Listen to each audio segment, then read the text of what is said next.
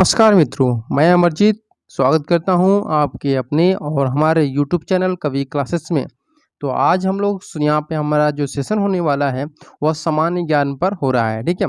जैसा कि रात ठीक 8 बजे आप लोग का हिंदी का होता है सेशन और ठीक 9 बजे आप लोग का जीके का सेशन होता है। कितने बजे? 9 बजे जीके का होता है। तो आज हम लोग जीके का जो हमारा सेशन होने वाला है वह बहुत मज़ेदार होने वाला और प्रश्नों का जो लेवल है वह बिल्कुल ही आपके बीएड एंट्रेंस एग्जाम के लेवल का है। तो चलिए बिना सेशन को रोके हुए हम लोग अपने सेशन को कंप्लीट करते हैं। तो चलिए आज का पहला प्रश्न है कि प्रश्न नंबर 1 दिया हुआ है कि स्वतंत्र भारत के प्रथम कानून मंत्री कौन थे? ठीक है, स्वतंत्र भारत के प्रथम कानून मंत्री आपको बताना है और उसके लिए 4 ऑप्शन दिए हैं। Doctor B R. अम्बेडकर, रफ़ी अहमद किदवई, गोपाल स्वामी अयंगार या फिर केसी नियोगी। इन चारों में आपको सही आंसर है वो आपको बताना है और इसके लिए आपको 30 सेकंड का समय दिया जा रहा है। ठीक है, जैसा कि आप लोग टेलीग्राम पे क्विज को खेलते हैं, ठीक उसी प्रकार हम लोग यहाँ पर आपको क्विज की तरह खिलाया जाएगा। आपके जो भी क्वेश्चन यहाँ पे अगर नहीं आएंगे उसे आप लोग टेलीग्राम ग्रुप में या व्हाट्सएप ग्रुप में डिस्कशन कर सकते हैं। यहाँ पे हम लोग सिर्फ प्रश्न को पढ़ेंगे और उसके आंसर बताएंगे। अगर फिर भी कोई कन्फ्यूजन तो भी आप लोग कमेंट बॉक्स में अपने कमेंट करते रहिए और उसके जवाब दिए जाएंगे। तो देखिए यहाँ पे जो सही इसका आंसर होगा वह होगा आपका ऑप्शन नंबर ए, यानी कि स्वतंत्र भारत के प्रथम कानून मंत्री थे डॉक्टर बी.आर. अम्बेडकर थे। ठीक है, प्रश्न नंबर 2 दिया हुआ है कि न्यायिक पुनर्विलोकन का अधिकार किसे है? उच्च न्यायालय को है, उच्चतम न्यायालय को है, राष्ट्रपति को या फिर लोकसभा को है? तो इन चारों में जो सही आंसर होगा वह है आपका ऑप्शन नंबर बी, यानी कि उच्चतम न्यायालय को न्यायिक पुनर्विलोकन का अधिकार प्राप्त है। प्रश्न नंबर 3 दिया हुआ है, सभी लोग अपने आंसर देते रहें। देखिए जो भी लोग लाइव हैं वो अपने आंसर दें। प्रश्न नंबर 3 है कि सार्वभौमिक वयस्क मताधिकार दर्शाता है कि भारत एक ऐसा देश है जो कि लोकतांत्रिक है, प्रभुत्व संपन्न है, धर्मनिरपेक्ष है या फिर समाजवादी है। देखिए इसका कहने का मतलब क्या है कि जो लोग भी अपने मत का उपयोग करते हैं, जो लोग भी 18 साल के ऊपर हैं और एक अपना मताधिकार का प्रयोग करते हैं, तो वह क्या दर्शाता है? भारत कैसा देश है? लोकतांत्रिक है, प्रभुत्व संपन्न है या धर्मनिरपेक्ष है या फिर समाजवादी है? तो इसके लिए जो सही आंसर होगा वह होगा कि लोकतांत्रिक देश है। भारत क्या है? लोकतांत्रिक देश है, जहाँ पर सभी लोग अपने वोट का प्रयोग करते हैं, अपने मत का प्रयोग करते हैं। प्रश्न नंबर 4 है कि निम्नलिखित में से किस प्राकृतिक प्रदेश को विश्व का चिड़ियाघर के नाम से जाना जाता है?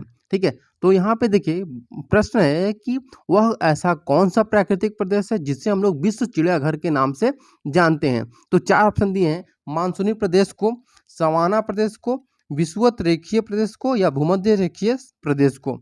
तो इन चारों में जो सही आंसर होगा वह होगा आपका ऑप्शन नंबर बी, यानी कि समाना जो प्रदेश होते हैं उन्हें हम लोग विश्व का चिड़ियाघर के नाम से भी जानते हैं। प्रश्न नंबर 5 दिया हुआ है कि भारत में सबसे अधिक कृषि भूमि किस फसल के अंतर्गत है? ठीक है, भारत में सबसे अधिक कृषि भूमि किस फसल के अंतर्गत है? चावल के, गेहूं के, मक्का के या फिर कपास के? इन चारों में जो सही आंसर होगा वह होगा आपका ऑप्शन नंबर ए, यानी कि चावल के अंतर्गत भारत में सबसे अधिक कृषि का प्रयोग किया जाता है। अगला प्रश्न दिया हुआ है कि प्रश्न नंबर 6, निम्नलिखित में से किस जिले में कॉफी का अधिक उत्पादन होता है? कुर्ग का, मैसूर का, हुबली का या फिर बेल्लारी? यानी कि किस ऐसा कौन सा जिला है जहां पर कि कॉफी का सबसे ज्यादा उत्पादन होता है? तो वह जिला कौन सा है? कुर्ग जिला है, मैसूर जिला है या हुबली या बेल्लारी है? तो प्रश्न नंबर 6 का सही आंसर होगा ऑप्शन नंबर ए, यानी कि कुर्ग जिले में कॉफी का उत्पादन सबसे ज्यादा होता है। प्रश्न नंबर 7 है कि लैकोलिथ संबंधित है किससे? ज्वालामुखी से, भूकंप से, पर्वत निर्माण से या महाद्वीपीय प्रभाव से? तो यहाँ पे सही आंसर होगा आपका ऑप्शन नंबर ए, यानी कि ज्वालामुखी से संबंधित है। क्या चीज? लैकोलिथ संबंधित किससे है? ज्वालामुखी से है। ठीक उसी प्रकार प्रश्न नंबर 8 जो दिया है कि वह है कि जागीरदारी संकट सर्वप्रथम किस मुगल बादशाह के शासनकाल में उत्पन्न हुआ? जहांगीर के शासनकाल में, शाहजहां के शासनकाल में, औरंगजेब के या फिर बहादुर शाह के? तो इन चारों का जो सही आंसर होगा वह होगा आपका ऑप्शन नंबर सी, यानी कि औरंगजेब के शासनकाल में जागीरदारी संकट किसके शासनकाल में हुआ? तो औरंगजेब के। प्रश्न नंबर 9 दिया हुआ है कि निम्न इतिहासकारों में से किसने अकबर को इस्लाम का शत्रु कहा है? अब्बास खान सरवानी ने, बदायूनी ने, अहमद यादगार ने, मीर अलाउद्दीन कलवीनी ने? तो यहाँ पे सही आंसर होगा आपका ऑप्शन नंबर सी, यानी कि अहमद यादगार ने अकबर को इस्लाम का शत्रु बताया है। प्रश्न नंबर 10 है कि अकबर के संरक्षक बैरम खान का पतन कब हुआ? 1556 ईस्वी में, 1565 ईस्वी में, 1560 ईस्वी में, 1670 ईस्वी में। तो इन चारों में जो सही आंसर होगा वह आपको बताना है कि कौन सा सही आंसर है। देखिए यहाँ पे तो सही आंसर होगा यहाँ पे ऑप्शन नंबर सी, यानी कि 1560 ईस्वी में अकबर के संरक्षक बैरम खान का पतन हुआ था। प्रश्न नंबर 11, प्रश्न नंबर 11 दिया हुआ है कि मेगस्थनीज की पुस्तक का नाम क्या है? मेगस्थनीज की पुस्तक का नाम क्या है? ऑप्शन नंबर ए दिया है कि अर्थशास्त्र, ऋग्वेद, पुराण या फिर इंडिका। तो देखिए आप सभी को पता है कि जो मेगस्थनीज की पुस्तक का नाम है वह है आपका ऑप्शन नंबर डी, यानी कि इंडिका। इंडिका किसके द्वारा लिखी गई, ये भी प्रश्न आ सकता है। तो ये आंसर सही होगा आपका मेगस्थनीज पर। वहीं हम लोग प्रश्न नंबर 12 पे चलते हैं। तो देखिए सभी लोग अपने आंसर देते रहिए, कोई भी अपने आंसर ना रोके और अपने आंसर देते रहिए। प्रश्न नंबर 12 दिया हुआ है कि किस उभयलिंगी पशु में पर निषेचन किया जाता है? हाइड्रा, एस्कारिस, केचुआ या फिर रेशम कीट। तो सही आंसर आपका होगा ऑप्शन नंबर सी, यानी केचुआ जो है वह उभयलिंगी पशु है जिस पर की निषेचन किया जाता है। प्रश्न नंबर 13 दिया है कि ब्लबर क्या होता है? ब्लबर क्या होता है? रबड़ के पौधे से निकलने वाला दुधिया स्राव होता है, या संग वसा की परत होती है, या फिर किन्हीं इक्वेटिव पौधों द्वारा कीट को फंसाने की युक्ति होती है, या फिर चावल के पौधों का फंगल संक्रमण होता है। तो इन चारों में जो सही आंसर होगा वह होगा आपका ऑप्शन नंबर यहाँ पर बी, यानी कि आपका संग वसा की परत होती है। ब्लबर क्या होती है? तो संग वसा की परत होती है। ठीक, प्रश्न नंबर 14 दिया हुआ है कि चंगेज खान ने जलाउद्दीन का पीछा करते हुए किसके शासनकाल में भारत की सीमाओं पर आक्रमण किया था? कुतुबुद्दीन ऐबक के पीछा करते हुए, या इल्तुतमिश के, या फिर बलबन, या फिर नसरुद्दीन खुसरो के। तो देखिए मित्रों यहाँ पे सही आंसर जो होगा वह होगा आपका 14 का, यहाँ पे सही आंसर होगा बी, यानी कि इल्तुतमिश के यहाँ पे चंगेज खान ने जलाउद्दीन का पीछा करते हुए किसके शासनकाल में? तो इल्तुतमिश के शासनकाल में भारत की सीमाओं पर आक्रमण किया था। प्रश्न नंबर 12 दिया हुआ है कि भारतीय प्रतीक का उत्कीर्ण सत्यमेव जयते कहाँ से लिया गया है? ठीक है, प्रश्न नंबर 15 का सही आंसर जो होगा उसके लिए आपको 4 ऑप्शन दिए गए हैं, और इनको 4 ऑप्शन को सही से देखिए कि ऋग्वेद से लिया गया है, मत्स्य पुराण से, भगवत गीता से, या मुंडकोपनिषद से। तो इसका जो देखिए सही आंसर होगा आपका ऑप्शन नंबर डी, यानी कि मुंडकोपनिषद से भारतीय प्रतीक का उत्कीर्ण सत्यमेव जयते को लिया गया है। प्रश्न नंबर 16 जो दिया हुआ है वह है कि भारत में खाना पकाने के लिए विश्व की सबसे बड़ी सौर वाष्प प्रणाली कहाँ पर स्थापित की गई? माउंट आबू में, मणिकर्क में, या फिर माउंट थुलियर में, या फिर माउंट सारामती में। तो यहाँ पे सही आंसर होगा आपका ऑप्शन नंबर ए, यानी कि भारत में खाना पकाने के लिए विश्व की सबसे बड़ी सौर वाष्प प्रणाली माउंट आबू में स्थापित की गई है।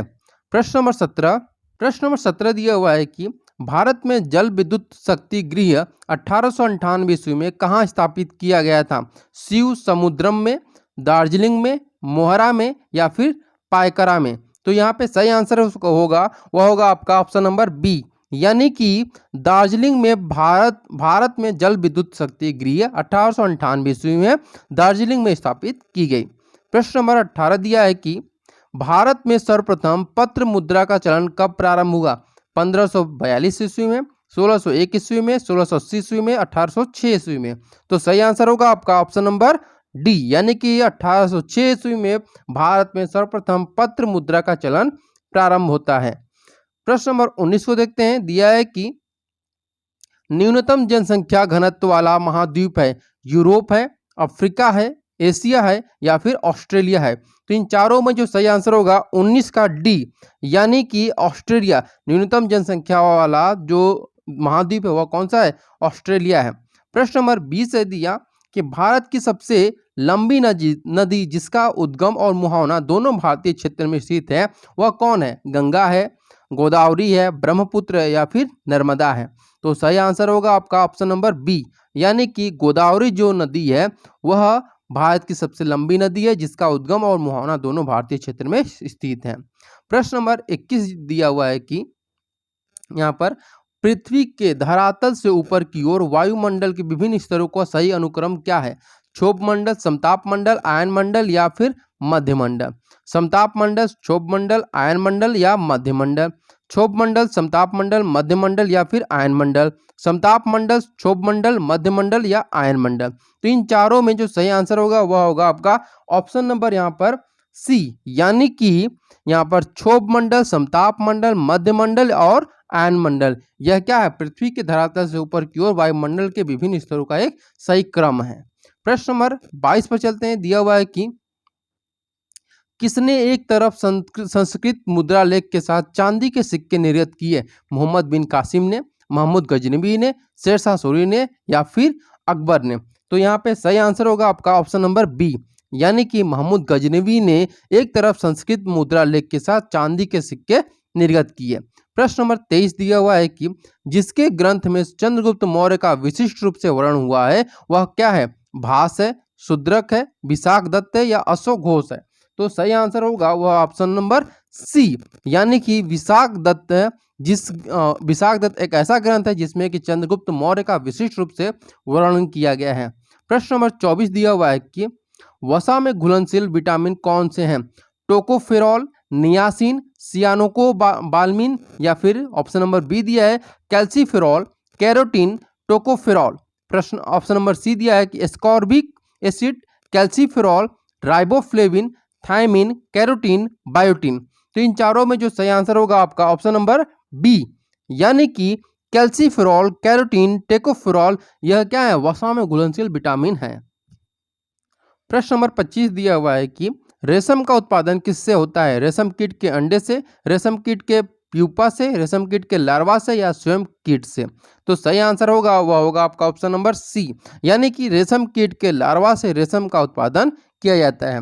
आई होप आप लोग को आज का जो सेशन है वो अच्छा लगा होगा। अगर आपको हमारे चैनल पे ऐसे ही आपको वीडियो चाहिए तो जरूर हमारे चैनल को लाइक, शेयर और सब्सक्राइब करना ना भूलिएगा। Thank you so much for watching this video.